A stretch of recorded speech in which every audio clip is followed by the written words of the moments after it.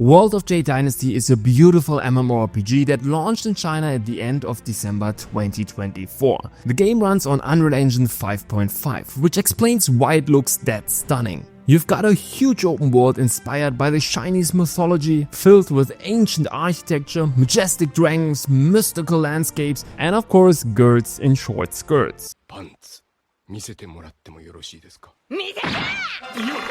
It's a theme park MMO with all its usual features. A classical class system, 5-man dungeons, 10 and 20-man raids, arena PvP, fraction PvP, crafting, mounts, and the list goes on. Plus, the game follows an old school subscription model, so at least on paper, the game shouldn't be pay to win. And even though there's no English translation yet, I just used Google Lens to navigate through every menu in Quest, because I wanted to see if it was really as good as it sounded. After leveling up now several characters and trying out a lot what the game has to offer, I've got a pretty good idea of how it plays. So what can you expect from World of Jade Dynasty, and is it something to be hyped about? Let's go over everything: classes, gameplay, character progression, monetization and more. Keep in mind, it's not a full review since I haven't played all of the endgame, but it's more than just a first impression. Let's dive in. When you create your character, the first thing you need to do is pick a class. The game sticks to the classic holy trinity of tank, DPS and healer. You've got 5 different classes, and each class comes with 2 unique specializations that define how you play your character. First up, you got your classical warrior. This is your only tank in the game, but you can also play it as a DPS, it's just depending on your specialization. Interestingly, tanks in this game don't use shields. Instead, this class relies on stance swapping, which completely changes its abilities. And the coolest part, when you switch your stances, your sword transforms from a normal blade into a double blade. It looks really nice. For me, hands down the most fun class in the game. Next, we have the girl who throws water bubbles, create waves and causes water explosion. Basically a traditional water-based caster.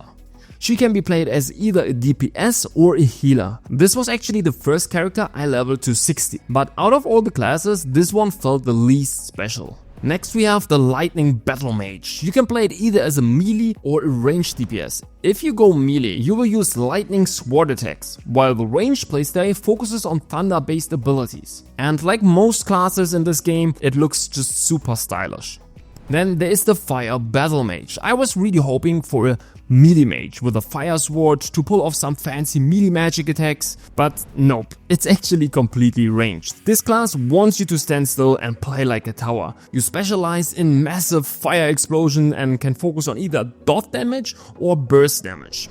And finally, there's your classical rogue assassin with a dark stealthy theme. You can go for a moon specialization, which is all about combos, or a shadow specialization where you summon shadow clones and similar. Overall, the animations and class designs are really well done. Every class feels unique and not like something you have played in other MMOs before. But we will get into the combat later. Is there a class that has caught your eye so far? Let me know in the comments. Now that you have chosen your class, it's time to create your character. The game almost doesn't have a strict gender lock. 4 out of the 5 classes can be played as a male or female. The only exception is the Water Mage, who can either be a small kid or an adult woman. Okay, but even with only 5 classes, the character selection is absolutely insane. I've played a lot of MMOs, but this is hands down the most detailed character creator I've ever seen. You get almost 300 sliders and around 200 additional other customization options. It's ridiculous how much you can tweak. Just for your lips there are 54 sliders and 40 additional checkboxes to adjust every tiny detail. There's also this random expression button, which is supposed to make your character show a facial gesture. But with all the extreme plastic surgery options, it seems completely broken and is just not working. But hey, after spending hours perfecting your fantasy waifu, or of course your ultimate warrior, it's finally time to jump into the game. The leveling in World of Jade Dynasty is pretty interesting. The max level is 60. And there are different ways to get there, which of course I had no clue about when I first started. When I leveled my first character, I just followed the main story, did some side quests and ran a dungeon every few levels. Sounds like your typical MMO experience, right? Well, not exactly. In most MMOs like World of Warcraft, a quest might tell you, go kill 10 Murlocs and come back. But in World of Jade Dynasty, the developers really want to tell you a story. So instead of grinding mobs, you'll be talking to NPCs, listening to long dialogues, watching a cutscene, running to another location, having another dialogue, watching another cutscene, and then repeating this over and over and over again. There are different types of quests, sure, but most of them follow the same pattern. By the time I hit level 50 with my first character, I had maybe killed 10 or 20 enemies outside of dungeons. It felt so ridiculous. But then I realized I could just spam leveling dungeons instead, which is exactly what I did for my second character. While my first character took forever to reach max level, my second one I hit in just a few hours. So yeah, like in most modern MMOs, the leveling phase doesn't really matter anymore. Now we have to talk about the open world and how it's integrated into the game. No doubt the world looks stunning. Running or flying around feels great, but at the same time it also feels empty. Of course, this is a theme park MMO, so a lot of the content is instant, which is totally fine. But the problem is that even 95% of the quests are instanced. For example, let's say you are in the main city and activate the main quest. Suddenly the entire main city becomes an instance just for you. Or there are some other quests that send you to a point of interest in the open world. But once you get there, you just enter another instance for this quest. It really kills the immersion. That's why you barely ever see other players out in the open world, doing quests or roaming around. So yeah, while the world is beautiful, it feels really underutilized from what I've experienced so far. Okay, enough about the world. Now let's talk about the combat. At its core, it's a classic tap target MMO. But like many modern MMOs, it also has an action combat mode. The combat itself isn't overly complex or deep, but it has some interesting mechanics. Okay, so each class has a certain set of skills to choose from, and you can equip up to 13 active abilities. One of those abilities is always a spammable attack with no cooldown.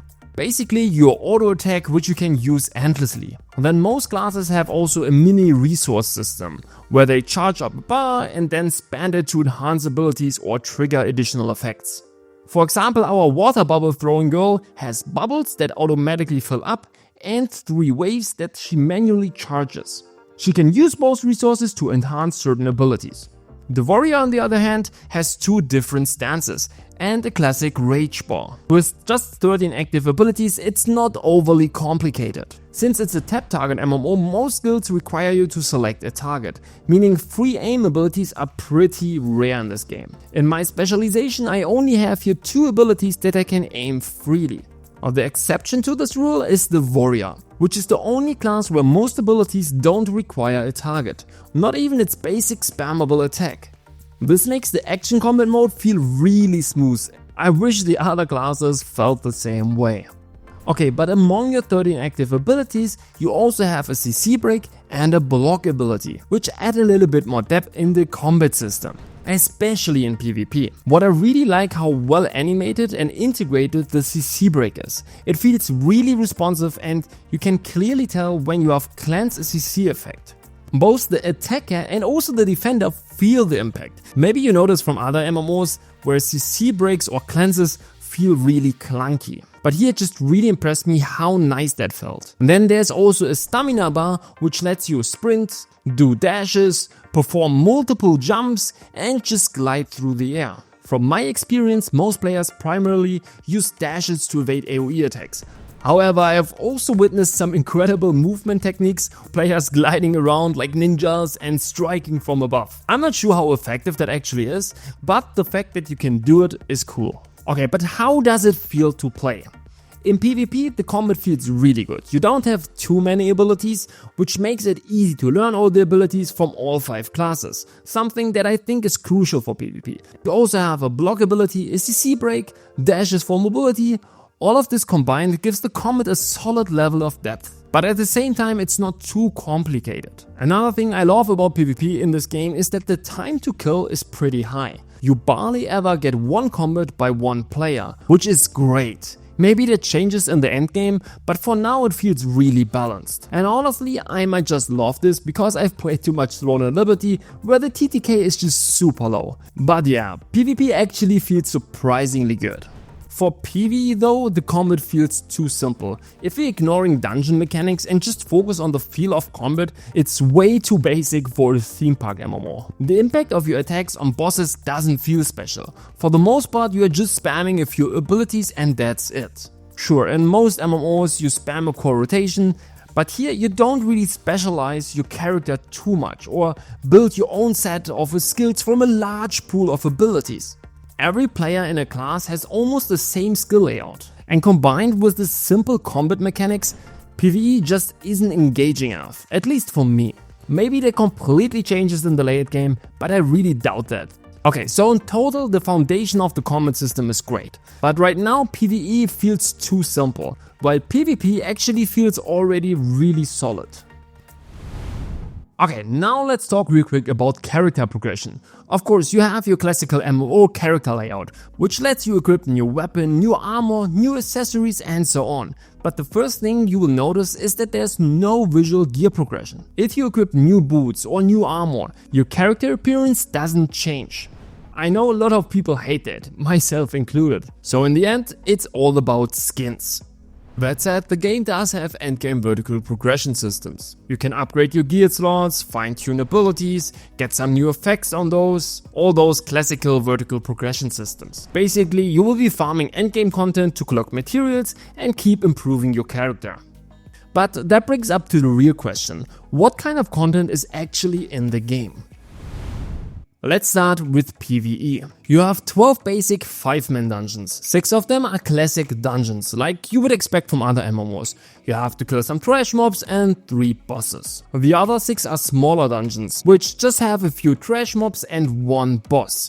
You have access to all 12 dungeons already during the leveling phase, and once you hit level 60, they unlock higher difficulty modes, which of course becomes one of the main ways to progress your character. On top of that, you also have 10-man raids and 20-man raids coming soon. So overall, that's quite a bit of PvE content, especially for an MMO that just launched. So I have not tried the raids, but I have played a lot of the dungeons. From what I've seen, the game does a really good job of making dungeon mechanics easy to understand, without forcing you to watch a YouTube guide beforehand. Maybe you will fail once or twice on a boss, but after that you just get what you need to do. Of course, the hardest difficulty versions might be more complicated, but overall I really like the dungeon design. Another thing I appreciated is that dungeons aren't too long. Depending on your group, you can always finish them in about 10 to 20 minutes, which feels just right for me. Besides dungeons and raids, there are of course some other activities like questing, boss events, but since this is a theme park MMO, the focus is definitely on dungeons and raids. When it comes to PvP, the game actually also has quite a lot to offer. You have 2 different types of 3v3 arenas, a 5v5 arena, a 25 vs 25 battleground, massive 100 vs 100 battles, and even crazier 200 vs 200 faction wars. I mostly played 3v3 and 5v5 arenas, as well as some 25 vs 25 battlegrounds. By far I had the most fun in the arenas. I'm not quite sure why, but arena fights just feel right for this game. The battleground is all about capturing different outposts, and you will be flying around a lot on your sword to get from one point to another, which is fine, but personally I prefer straight up skirmishes. Capturing objectives and running around the map just didn't feel as fun for me compared to the fights in the arenas. For the most part, all of this content is instanced. But considering the game just launched, there's a ton of PvP content right from the start. It really builds a solid foundation. So overall, the PvP and PvE content feels insane for a game that just launched. So we have talked about a lot of different aspects of the game. So now let's talk about the monetization. First off, there are no upfront costs. You can download the game and play for free up to around level 30. After that, as mentioned at the beginning, the game follows a subscription model, which costs around $6 for 30 days. Okay, so you need to understand that the game has 2 main currencies. Silver, your standard in-game currency, earned through questing, selling items, on the auction house and so on. And then you have a premium currency. This you can only buy with real money and is mainly used for battle passes, skins and cosmetics.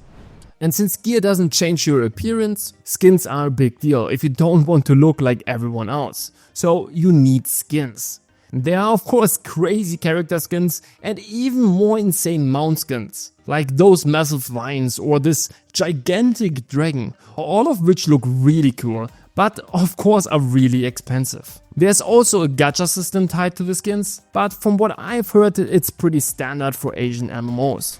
Okay, but since this is a subscription-based game, I thought it wouldn't be pay to win. And that's also what I was told. But, and this is a big but, you can sell premium currency to other players through the auction house. That means that if you're spending real money, you can convert it to unlimited silver, which is the main in-game currency. So yeah, in its current state, the game is completely pay to win. At this point, I'm not sure if we will ever see a non-pay to win MMO again. So now to the big question, will World of Jade Dynasty come to the global market? In China the game is an absolute success, but as for now we don't know for sure if they plan to release it in the West. On that said, there have been some hints from the developers, and if we look at Perfect World Games history with titles like Neverwinter and the original Jade Dynasty, both of those eventually made it to the West. Even though not both were a huge success, this pattern makes most people assume that World of Jade Dynasty will eventually get a global release. Hopefully though with a different monetization model, but probably not. Okay, but should you be excited about World of Jade Dynasty? I think the game not only looks beautiful, but also has a lot to offer, especially for a brand new MMORPG. And I didn't even cover everything. There's also housing, gathering, crafting, and so much more. The game is really packed with content. Not everything about the game, system or visual style will necessarily appeal to the Western audience. But from what I have played so far, the game has an incredibly solid foundation and I'm excited to see where it goes in the future.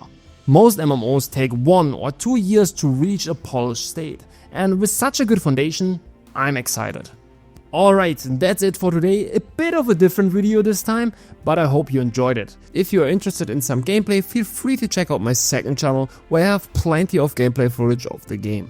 If you have any questions, let me know in the comments. And if you like the content, don't forget to subscribe, like, share and do all that good stuff. Thanks for watching and see ya in the next one.